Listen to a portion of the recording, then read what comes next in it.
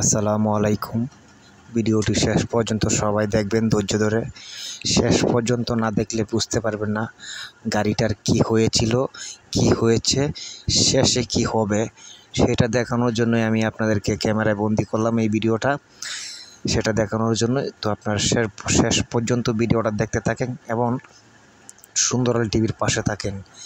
এই গাড়িটা কিন্তু একটা চ্যানেলের নিউজ, এই যে দেখেন লেখা আছে, ঠিক আছে।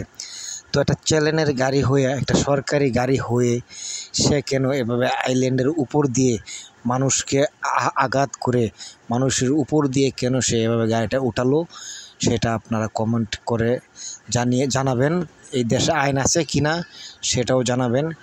কেন ভাই একজন রিক্সাওয়ালা, ভ্যানওয়ালা বা একজন পথচারী যদি আইন ভঙ্গ করে তাহলে তাকে শাস্তি দেওয়া হয়, আর যারা সরকারি লোক যদি আইন ভঙ্গ করে তাদেরকে কেন শাস্তি দেওয়া হয় না সেটা আপনারা জানাবেন কমেন্টে। আর দেখেন এই গাড়িটা কিন্তু রাস্তার মানুষ কিন্তু সাহায্য করছে গাড়িটাকে পার্ক করার জন্য। তারপরেও আমার কথা হলো সে আইল্যান্ডের উপর দিয়ে কেন গাড়িটা নিয়ে আসবে, তাই না? তার রাস্তা আছে, আরও অনেক গাড়ি দাঁড়িয়ে আছে, সেও দাঁড়িয়ে থাকবে।